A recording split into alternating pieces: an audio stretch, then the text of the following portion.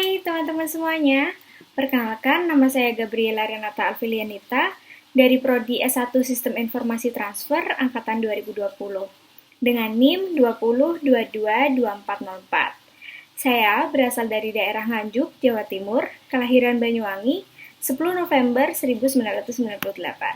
Ya, hari kelahiran saya bertepatan dengan Hari Pahlawan atau Hari Nasional yang diperingati oleh seluruh Indonesia.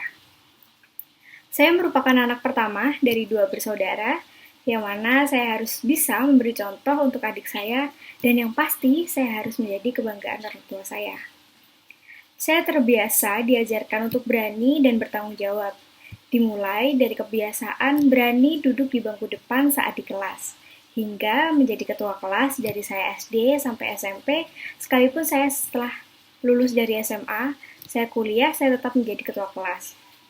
Saya mulai berorganisasi saat saya duduk di bangku SMA, yaitu saya bisa menjadi ketua dari pimpinan redaksi majalah sekolah, dan juga ketika saya duduk di bangku kuliah, saya menjadi wakil ketua himpunan jurusan.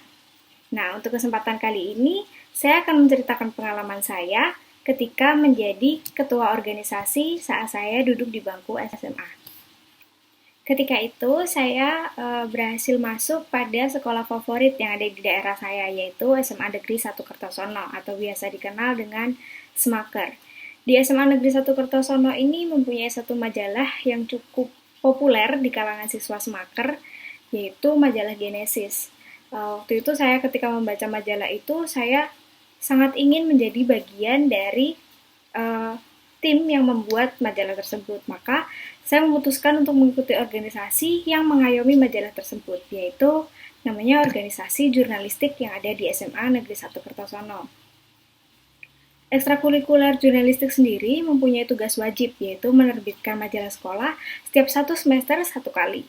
Selain itu, organisasi kami ini juga mempunyai tugas untuk meliput segala kegiatan yang ada di SMA kami. Nama majalah kami saat itu adalah Genesis, atau Gelanggang Ekspresi Intelektual Siswa Semaker. Di majalah kami memuat banyak sekali informasi dan cerita-cerita unik, mulai dari cerita inspiratif, pengetahuan tentang IT, cerpen, tips and trik, dan juga ada satu topik namanya cuap-cuap. Nah, cuap-cuap ini menjadi sarana bagi siswa Semaker untuk bertukar pesan atau mengirim salam, dan juga bahkan ada yang mencari jodoh juga.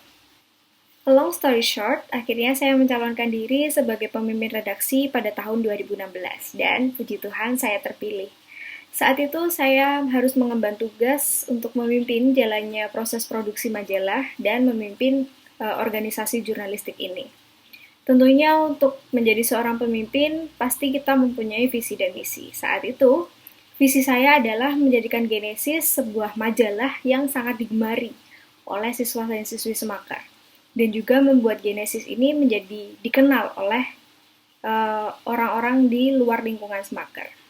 Dan untuk mencapai visi ini, maka saya mempunyai misi untuk meningkatkan kinerja tim, karena untuk membangun sebuah majalah yang baik, kami harus mempunyai tim yang hebat, divisi-divisi yang kuat, lalu aktif dalam kegiatan di luar Semaker. Ini adalah salah satu program untuk memperkenalkan majalah kami dan memperkenalkan jurnalistik di dunia luar. Lalu meningkatkan mutu majalah, baik dari sisi konten dan juga dari sisi bahan. Dari visi dan misi ini, saya mengajak anggota saya untuk dapat bekerja sama dengan baik untuk mencapai tujuan organisasi. Beruntungnya, organisasi kami ini mempunyai jadwal meet up yang cukup padat, karena mengingat kami harus membuat majalah dalam waktu 1 semester 1 kali. Nah, dari kegiatan ini, saya memanfaatkan untuk dapat mengenali anggota-anggota saya.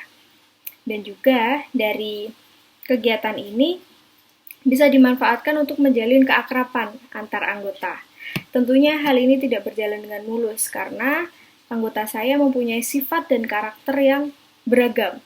Nah, dari sini keterampilan seorang pemimpin untuk memadu-madankan tim sesuai dengan karakter anggota itu sangat dibutuhkan.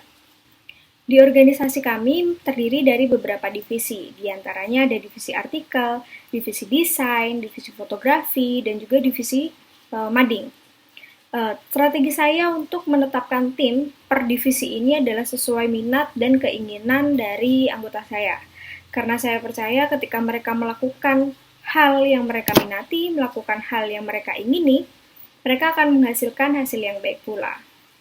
Selain itu, karena proses produksi majalah yang harus cepat ini, maka kami harus mempunyai strategi untuk bagaimana selesai dengan cepat, yaitu menyiapkan bahan-bahan untuk edisi majalah selanjutnya ketika kami mempunyai waktu luang. Nah, kapan waktu luang kami? Waktu luang kami itu ada saat majalah sedang naik cetak di percetakan. Itu kami mempunyai waktu yang sangat luang. Nah, ketika itulah kami manfaatkan untuk membuat bahan-bahan dari majalah untuk edisi selanjutnya.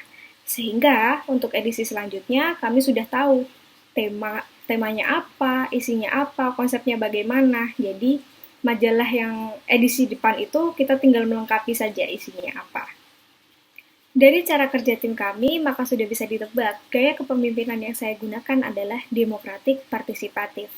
Selain menjadi pemimpin redaksi, saya juga tergabung di dalam divisi desain dan tidak jarang juga membantu divisi-divisi yang lainnya. Tidak ada gap di antara kami karena satu tujuan kami, yaitu menghasilkan majalah terbaik yang ada di sekolah. Setiap ada permasalahan, kami pasti juga akan mendiskusikannya dengan para anggota atau dengan pengurus inti apabila terjadi masalah-masalah tertentu. Setiap ada event sekolah atau setiap ada perlombaan, kami juga selalu diskusikan bersama, mengerjakan bersama, dan berjalan bersama dengan anggota yang lainnya. Menurut saya, gaya kepemimpinan ini sangat cocok diterapkan di dalam organisasi saya. Karena dengan adanya diskusi, dengan adanya bertukar pikiran, bekerja sama, itu akan menghasilkan inspirasi bagi setiap berita kami, informasi yang akan kami berikan dalam majalah kami, dan nantinya bertukar informasi ini tadi akan menciptakan inspirasi yang akan menjadikan majalah kami menjadi semakin baik. Apabila berbicara tentang masalah, saya percaya pasti semua organisasi memiliki masalah. Yang pernah saya alami saat organisasi, permasalahan intern yang ada di organisasi saya adalah ketika wakil redaksi saya memutuskan untuk mengundurkan diri. Ya, dia mengundurkan diri karena ada perbedaan pendapat atau perbedaan cara berpikir terhadap keputusan organisasi yang sudah kami tetapkan melalui musyawarah. Nah, saat itu saya mencoba untuk membujuk dan memberi pengertian kepada wakil redaksi saya untuk berpikir lebih objektif melalui pertemuan antar pengurus inti. Ini termasuk pertemuan darurat ya, kalau melibatkan pengurus inti.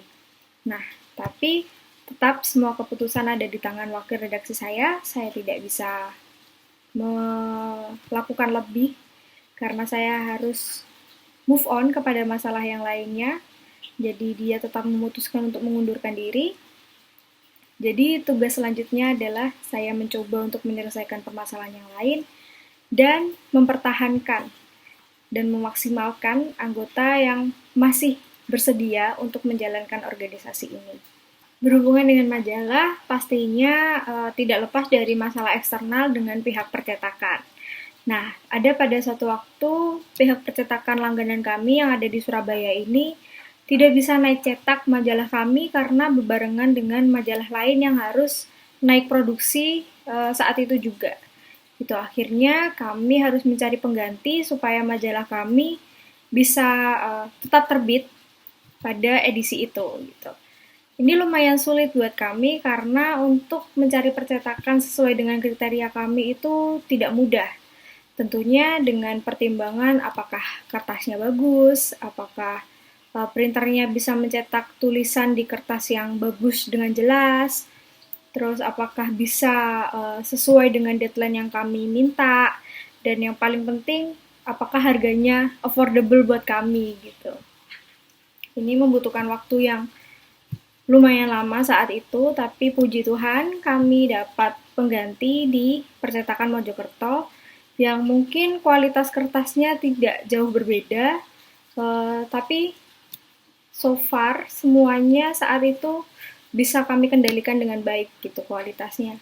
Dan ini merupakan hasil terbaik yang kami bisa saat itu. Begitulah cerita pengalaman saya saat menjadi seorang pemimpin redaksi majalah sekolah yang ada di SMA saya.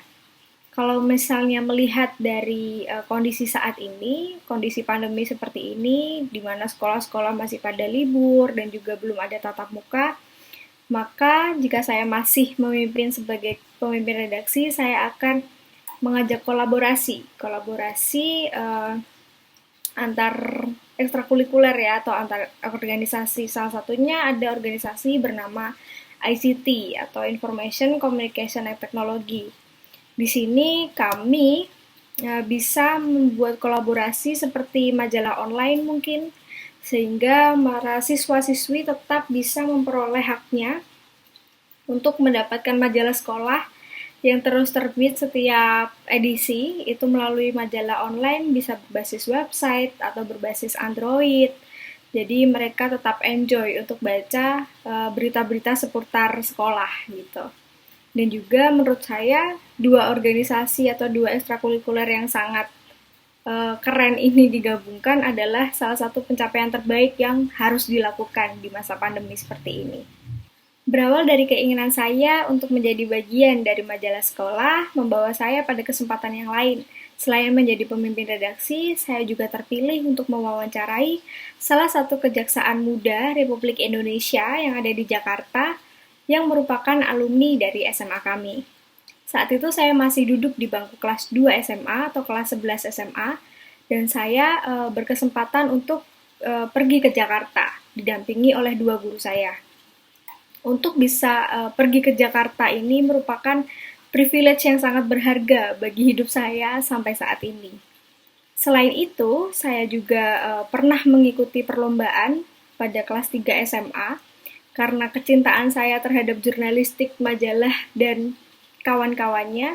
Akhirnya saya memberanikan diri untuk mengikuti perlombaan nasional, yaitu membuat sebuah majalah dinding atau mading 3D, 3 dimensi, yang diselenggarakan oleh Universitas Brawijaya Malang. Saat itu saya menjadi ketua tim, dengan dua anggota saya membuat majalah dinding yang bertemakan tentang pertanian. Saat itu kami mencoba mempresentasikan di Universitas Brawijaya, dan puji Tuhan kami mendapatkan juara 2 nasional melawan semua SMA yang ada di Indonesia. Saat itu kami ada di Malang, dan itu juga merupakan salah satu keberhasilan saya dengan tim untuk bisa menjadi juara 2 tingkat nasional majalah dinding 3D yang ada di Universitas Brawijaya. Begitulah pengalaman saya dari sebuah keinginan, keberanian untuk mencapai. Jadi kita semua harus belajar untuk tidak takut dan harus berani. Fighting! Terima kasih.